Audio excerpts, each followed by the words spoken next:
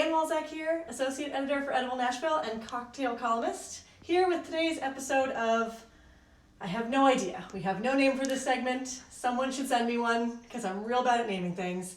Anyway, 2 weeks from today is Thanksgiving. So that means for most of us, it's going to be the largest meal we eat all year. So we kind of should drink something to get us ready for that. Yeah? All right. So today we're going to talk about Apertifs and Digestifs. Digestifs? I always pronounce that wrong, so help me. Anyway, Aperitifs are things you can drink straight or make into cocktails, easy cocktails that prepare your body to eat something. So usually they're a little bit more dry. They're not characteristically sweet or bitter. Sometimes they can have a bitter component to them, but sweeter or heavier or bitter things are saved for digestifs. Those calm the body, aid digestion, work with you so that you can just ease your way into the rest of the digestive process. So the last thing we want on Thanksgiving is some, convoluted multi-step cocktail.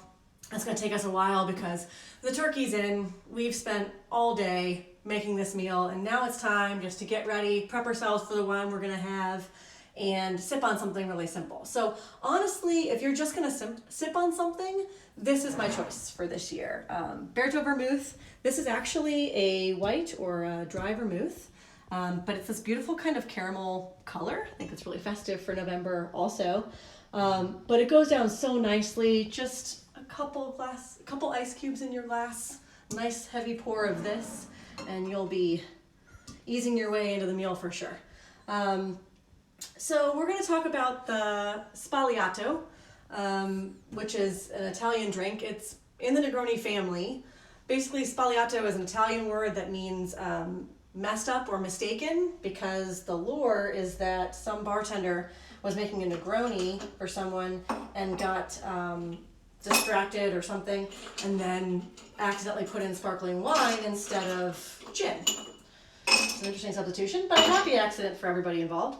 So that's what we're going to do. A Negroni is Campari, sweet vermouth, and gin, but in this case we're going to be using a sparkling. I happen to have a case of this cava kind of at all times. It's what my husband and I drank at our wedding, so there's copious cases left over, and that wasn't by accident. Also, you're going to see me using this thing. A lot of times we use a fancy jigger, just a nice jigger, but I prefer this. It's ugly, I know. I'm kind of okay with that though. It's just a tiny measuring cup. It has a handy spout, but also you can see just by looking down, and it's tilted so that it's always at your eye level, everything down to a 1/4 ounce, and then you can even half the 1/4 ounce. Just makes things nice and easier, and honestly, I'm kind of sick of just making it look fancy when I just want to use my measuring cup, so I'm using my measuring cup. We have an ounce of each. Again, super simple, just like a Negroni, which is equal parts of all 3 components. We're doing the same thing, equal parts of all 3 components. Campari, nice and bitter, not too bitter, but it can't be drunk before the meal. Still enliven your appetite, your stomach for what's to come. And then we have an ounce of the sweet vermouth. That's my cat. She wants to be famous. She wants to learn. She wants to learn. Okay, and then I'm just topping it with an ounce of that. Probably should stir that. Let's give it a stir. You don't want to stir it too vigorously, obviously. I just put something sparkling in it. So, caution. I'm going to top it with this cute little lemon wheel. Oh, that'll do just fine. Quite happy with that. Okay, so that's the traditional. We're going to move on to a little bit of a play, because we like to play. Bringing out my trusty Berto. And then I'm going to bring out this bitter. This is a French aperitif liqueur. It's called Suze. It's not Suzy. It's called Suze. It's made from gentian root, so it's a good amount of bitter, but wonderful for the digestive system, again, to ease into our meal. So I've got a flute this time. We're fancy. And we're going to do the exact same thing. This is also really good on the rocks. My husband and I had some last night after a meatloaf dinner.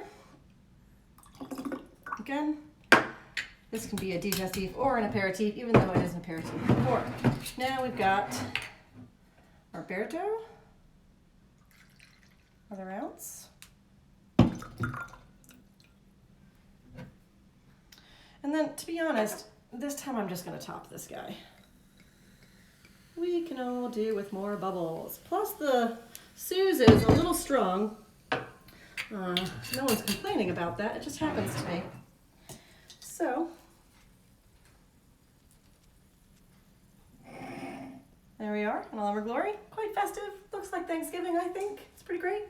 So yeah, stay tuned for the next episode. I think we'll be airing in December for all of your Christmas cocktail needs.